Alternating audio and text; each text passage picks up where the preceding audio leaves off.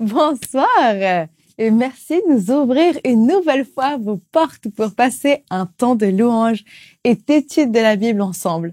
On s'installe confortablement. Bon sabbat chez vous. Commence maintenant.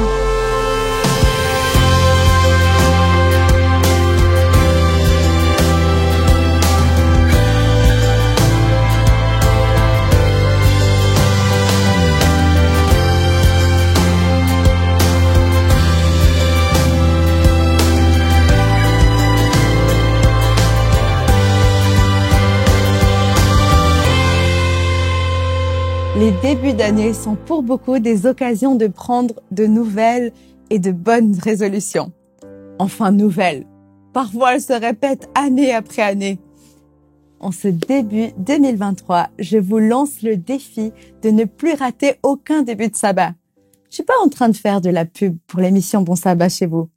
Je vous invite à séparer chaque vendredi soir de cette année pour commencer le sabbat. Et si c'est en notre compagnie, encore mieux! Commençons tout de suite avec ce temps de louange.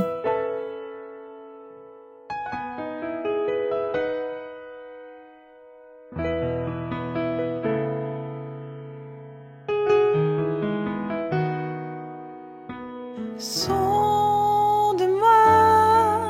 ô Dieu,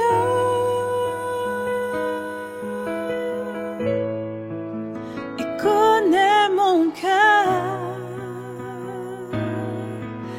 Éprouve-moi,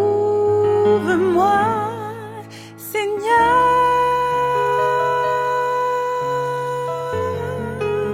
et connais mes pensées.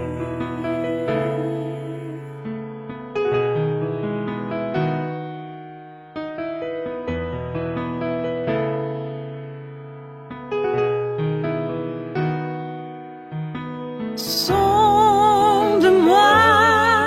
ô Dieu,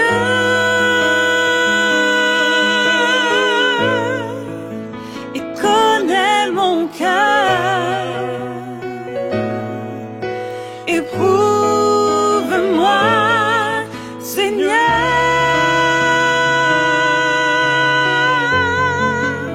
et connais mes pensées. Regarde si je suis loin de toi. Regarde si je suis sur une mauvaise voie. Regarde si je suis loin de toi. Et conduis-moi sur toutes tes voies. Regarde si je suis loin de toi. Regarde si je suis sur une mauvaise voie.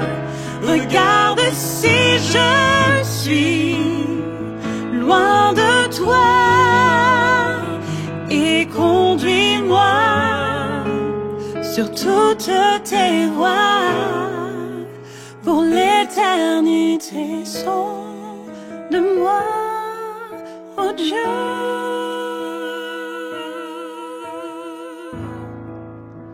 et connais mon cœur. Éprouve-moi, Seigneur,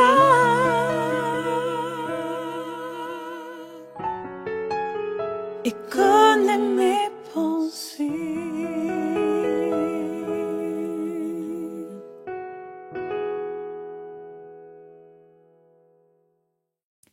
On définit un miracle comme un fait extraordinaire, dépourvu d'explications scientifiques. La science ne reconnaît pas ces phénomènes car pour elle, l'inexplicable n'existe pas. Elle ne considère pas ces événements hors de commun, dont elle ne connaît ni l'origine ni le processus. Mais la Bible indique d'où vient cette puissance et comment elle est mise en action. Dans le texte de ce soir, elle est la réponse à la demande d'un père désespéré. Écoutons.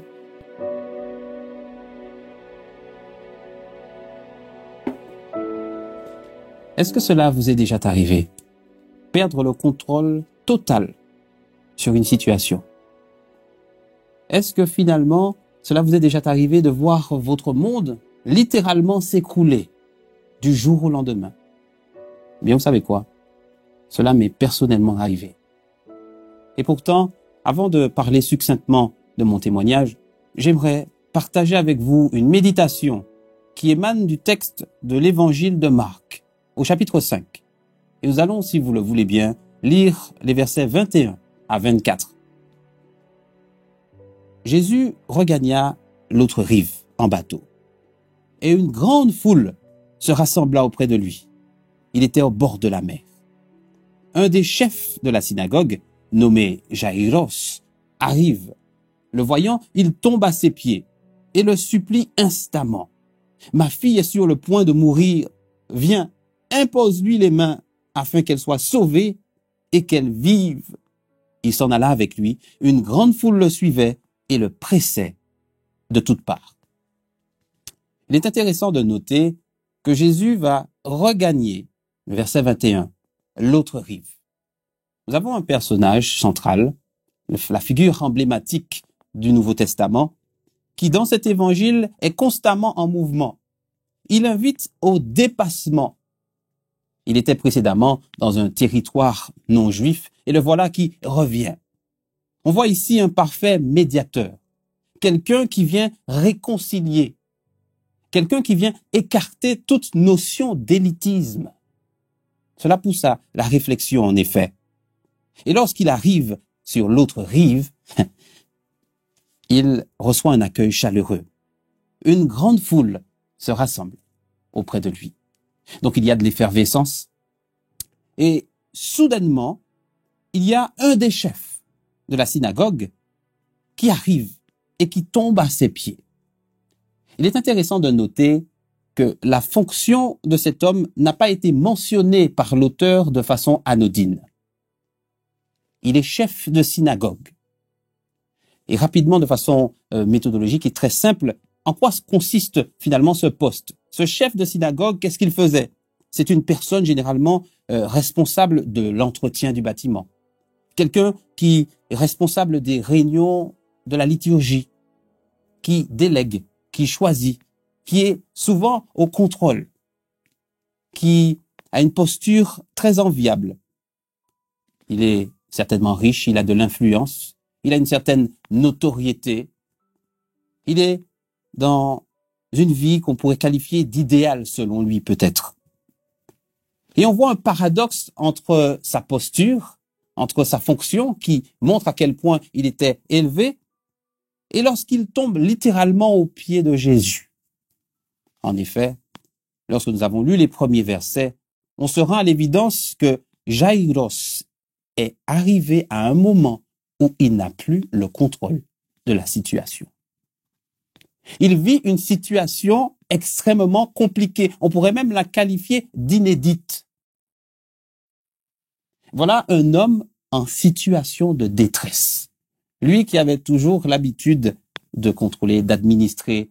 Peut-être qu'il était zélé, bien entendu. Nous ne sommes pas en train de remettre en cause ses motivations. Quoi qu'il en soit, il vivait dans une sphère propice à son épanouissement peut-être personnel. Et là, il se rend à l'évidence qu'il ne peut pas faire tout seul. Il se pourrait-il que la vérité soit ailleurs. Ailleurs dans le sens où il fallait qu'il puisse s'extraire de sa sphère, où il travaillait sans arrêt certainement pour pouvoir trouver la réponse à ces questions. Nous avons un homme qui tombe littéralement de son piédestal. Un chef de synagogue. Et dans l'évangile de Marc, c'est la seule fois où c'est un chef qui vient solliciter Jésus. Et c'est intéressant, puisque lorsqu'on analyse la manière, puisqu'il va supplier, vous voyez que c'est quand même paradoxal, un chef qui a l'habitude d'administrer, de déléguer, qui demande de l'aide, qui supplie, qui se sent complètement démuni. Mais regardez la manière dont il s'adresse. Il dit, « Ma fille est sur le point de mourir. Viens, impose-lui les mains afin qu'elle soit sauvée et qu'elle vive. » On voit quand même qu'il parle à l'impératif. Cela est certainement significatif et reflète le caractère du personnage. Et Jésus, lui, le texte nous dit qu'il s'en alla tout simplement avec lui. Le silence. C'est difficile de faire silence dans des situations extrêmement difficiles. Jésus accepte et il va avec lui. Rappelez-vous que cet homme est dans une situation qui le dépasse. Peut-être qu'il avait la sensation, de par ses richesses, de par peut-être ses connaissances, peut-être n'avoir besoin de rien. Cette déclaration rappelle peut-être un reproche adressé à une certaine église dans le livre de l'Apocalypse, la 7e, Laodicée. Je suis riche, je me suis enrichi, je n'ai peut-être besoin de rien. Et pourtant, la réalité est en train de le rattraper. La vérité est certainement en dehors de la sphère dans laquelle il exerce. Toujours avoir la sensation de savoir, de connaître, peut nous enfermer, nous donner l'illusion que nous sommes dans une situation idéale. Et pourtant, le voici qui sollicite de l'aide. Et lorsqu'il va s'en aller avec Jésus, le texte nous parle d'une grande foule qui le suivait et le pressait de toutes parts. J'aime bien lorsqu'on analyse de manière un peu plus littérale la traduction du texte, la foule l'étouffait. Donc si la foule étouffe Jésus, parallèlement, Jaïrus aussi. Il est immergé, étouffé par une situation où il est sur le point, comme sa fille, d'atteindre le seuil de résilience par excellence. Regardez le terme « ma fille est sur le point de mourir ». Littéralement, elle est à l'extrémité, au bout du rouleau. Est-ce que parfois ça peut arriver à quelqu'un d'arriver au bout du rouleau? Avoir l'impression que finalement son monde s'écroule, mais du jour au lendemain. Se rendre à l'évidence qu'il est possible de tout perdre. Avait-il eu le temps, on peut se poser la question, de profiter de sa vie de père? Il est mentionné comme étant chef de synagogue. Et pourtant, on découvre qu'il est aussi père de famille. Il y a un message puissant à travers ce récit. Voici Jaïrus qui est étouffé dans cette foule, submergé. Il a la tête sous l'eau. Il est anxieux, il est pressé. Marc nous dit qu'elle est sur le point de mourir. Il est vrai que, de son côté, Matthieu nous dit qu'elle est déjà morte lorsque Jaïrus s'approche de Jésus. Une perspective différente au service du récit employé par Marc. Mais c'est un détail. Et c'est une question quand même de vie ou de mort. Néanmoins, ils sont d'accord pour dire que lorsque Jésus arrive, il y a un décès. Cette fille est décédée. Mais remarquez que lorsque Jaïrus est immergé dans cette foule, il disparaît littéralement de 10 versets. Il y a cet épisode avec la femme atteinte de la perte de sang. Et imaginez la situation dans laquelle se trouve cet homme. C'est urgent. Il a l'habitude d'avoir certainement peut-être tout et tout de suite. Et pourtant, il doit patienter. Le voilà qui est démuni. Et qu'est-ce qui va se passer? Nous allons directement au verset 35, puisque nous voulons nous focaliser sur l'histoire de cet homme. Et le message profond. Le verset 35 nous dit, « Il parlait encore lorsqu'arrivent de chez le chef de la synagogue des gens qui disent, « Ta fille est morte. Pourquoi importuner encore le maître ?»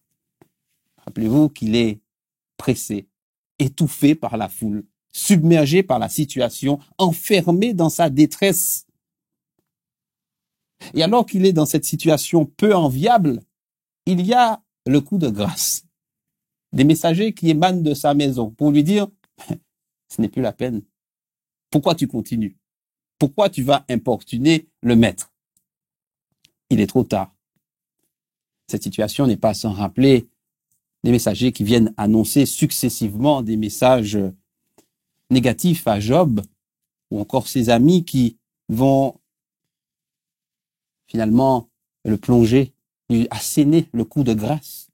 Ce n'est pas la peine, finalement. Et regardez bien. Le verset 36 nous dit que Jésus avait surpris ses paroles. C'est intéressant. Jésus avait surpris ses paroles, selon Marc. Et il va dire au chef de la synagogue, il ne prend pas la peine de répondre au messager. Il répond directement à la personne concernée, comme si il y avait une lutte intérieure. où cette négativité était en train de le submerger. Est-ce que je vais m'en sortir? Vous savez, rappelez-vous de sa posture lorsqu'il vient voir Jésus. Il tombe à ses pieds. Littéralement, il tombe de son piédestal. Il reconnaît qu'il n'est rien. Et pourtant, qu'est-ce qui va se passer? Il n'est pas interdit de tomber.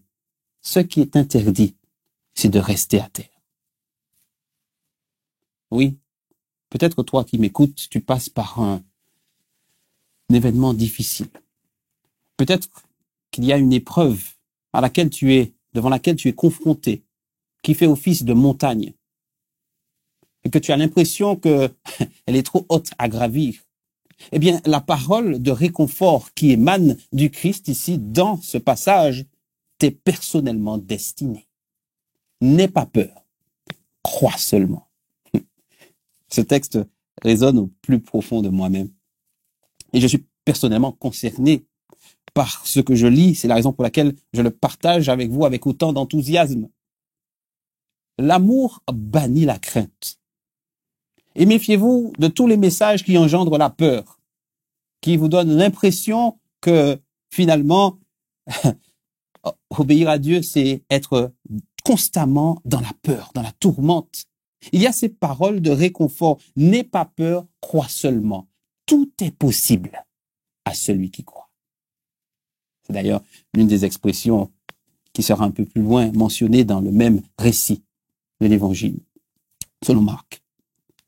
Ces paroles ont certainement dû galvaniser un homme au bord de l'implosion, à l'extrémité, selon le terme employé pour faire la liaison avec sa fille.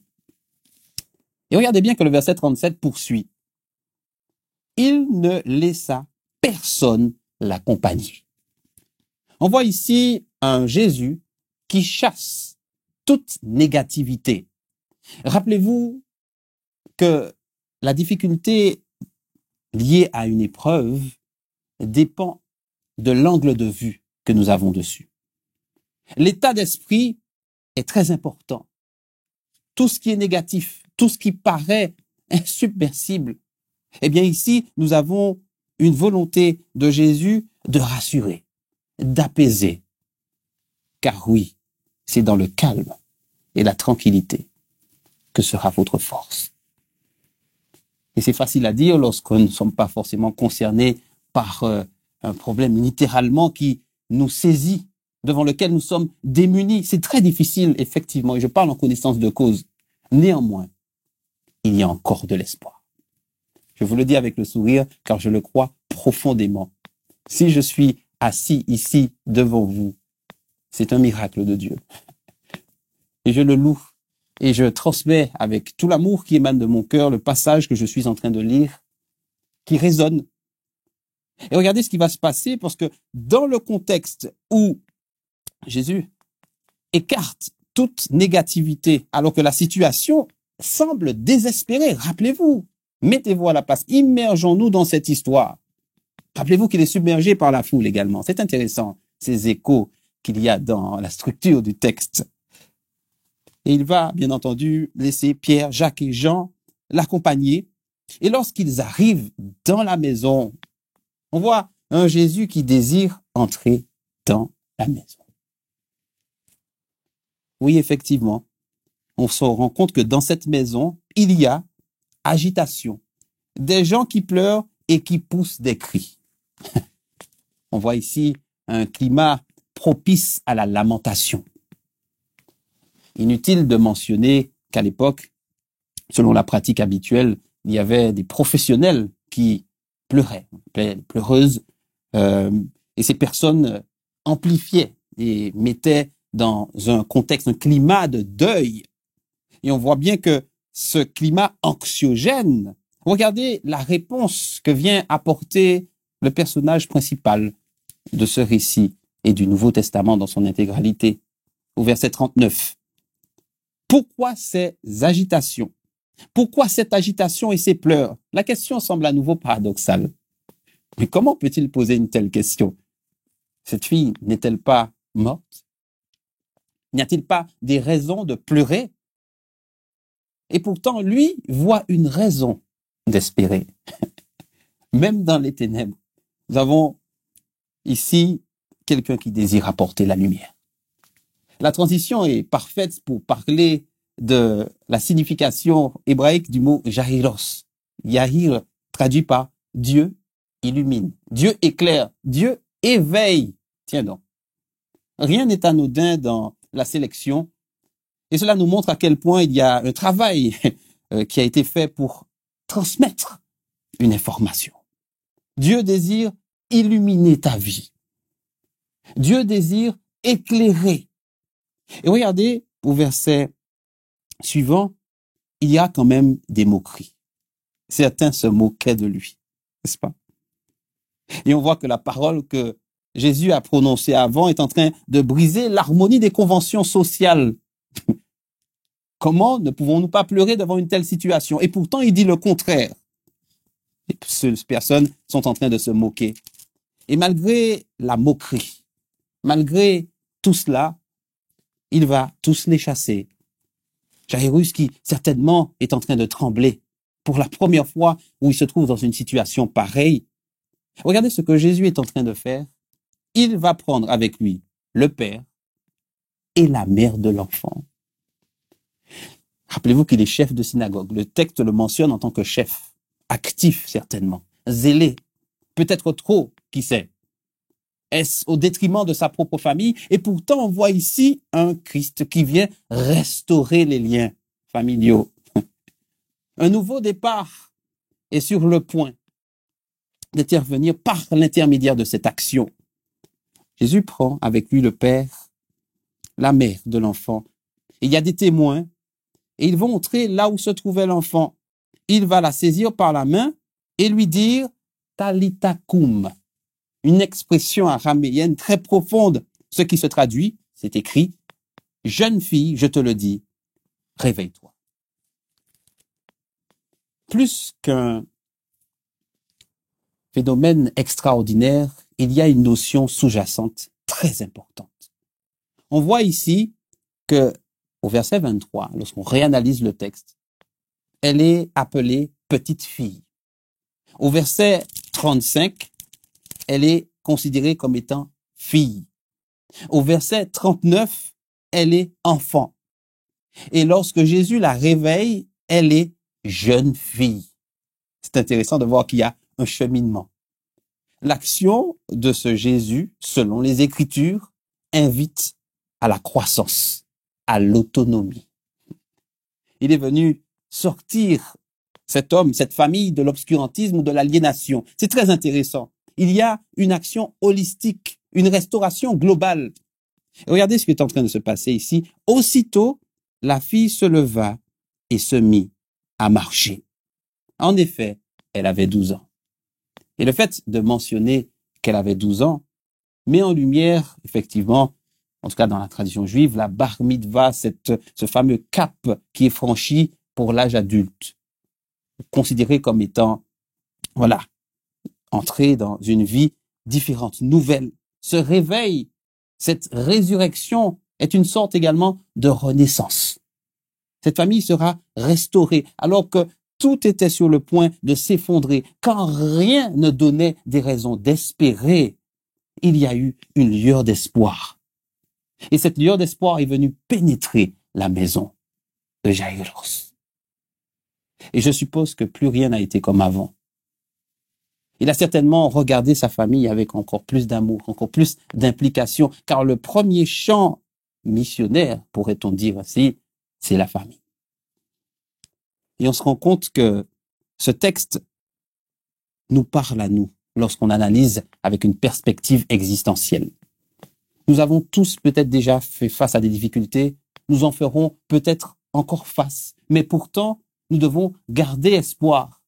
Et pour terminer succinctement avec mon témoignage, à la même période, il y a de ça 2 ans, lorsque j'étais hospitalisé, je vous le dis avec une profonde émotion, moi qui me trouve aujourd'hui dans le studio d'Espoir Média. Espoir Média. Oui, tant qu'il y a de la vie, il y a de l'espoir. À cette époque, aucune raison d'espérer ne pouvait émaner de cette situation. Et pourtant, ma famille m'a soutenu, plus que jamais.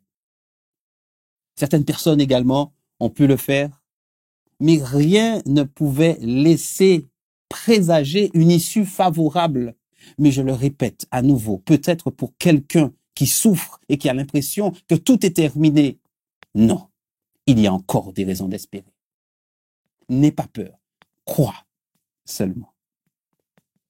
Et on s'est accroché, parce que je ne vais pas entrer dans les détails, mais aujourd'hui, je suis ici devant vous. Et tous les diagnostics, aussi pessimistes pouvaient-ils être, ont été renversés. Et je dis gloire à Dieu pour cela. Non pas pour mettre en avant un individu, au contraire, montrer à quel point il y a un Dieu qui veille et qui connaît les mobiles de chacun. Je souhaite à chacun un nouveau départ, une renaissance, une résurrection finalement. Puisqu'au-delà de cet acte qui paraît extraordinaire et peu commun, il y a une volonté de montrer à travers la perspective existentielle qu'il est possible de prendre un nouvel essor, un nouvel élan. Rappelez-vous que Yahir est traduit par Dieu éclaire, Dieu illumine, Dieu éveille, et il est capable de vous sortir de n'importe quelle situation. Alors je vous dis, bon sabbat chez vous.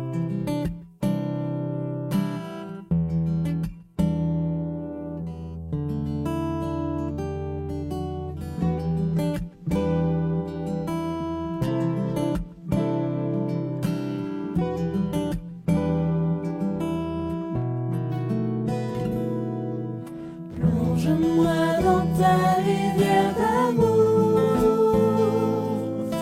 Plonge mon esprit dans les profondeurs de ta joie.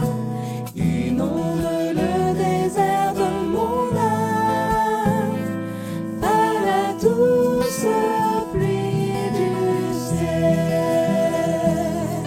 Mon âme est rafraîchie quand ton onction m'envahit.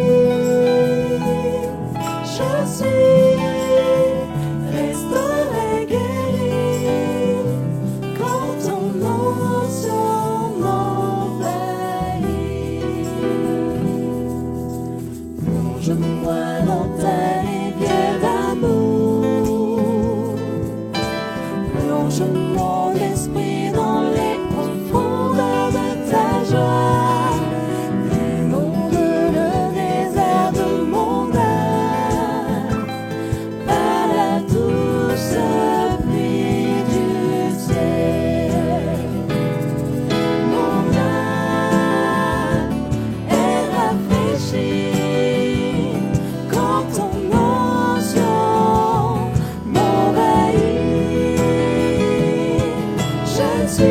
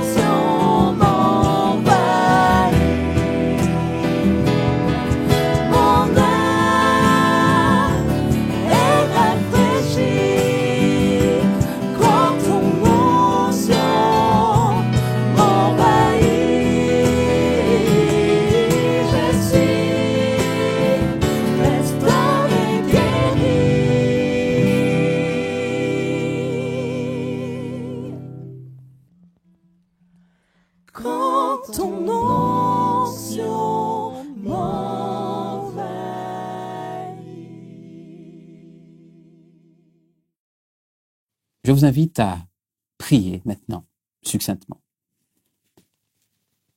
Tendre Père, nous te remercions car tu es celui qui éclaire, celui qui illumine, celui qui éveille, qui est capable de renverser peu importe la situation. Et nous te glorifions car tu dépasses les frontières à l'image d'un Jésus qui passe d'une rive à l'autre et qui rend universelle cette perspective salutaire. Merci pour tout ce que tu feras. Merci de nous permettre de prendre conscience que la vérité est bien souvent ailleurs que ce qu'on peut imaginer. Pas uniquement dans notre sphère, dans notre zone de fonctionnement. Et que nous devrions prendre conscience que c'est pour la liberté que tu nous as appelés. Merci pour ce témoignage. Et je te prie, au nom de Jésus. Amen. Nous allons maintenant nous quitter, mais vous pouvez retrouver toutes nos vidéos sur adventplay.tv, rubrique Bon Sabbat chez vous, saison 5, ou dans notre playlist Bon Sabbat chez vous, saison 5, sur cette chaîne. D'ailleurs, n'hésitez pas à vous abonner pour ne rater aucune de nos diffusions. On produit plusieurs autres émissions qui peuvent vous faire grandir spirituellement. Moi, je vous dis à vendredi prochain avec un nouvel invité et un nouveau miracle. D'ici là, bon sabbat chez vous.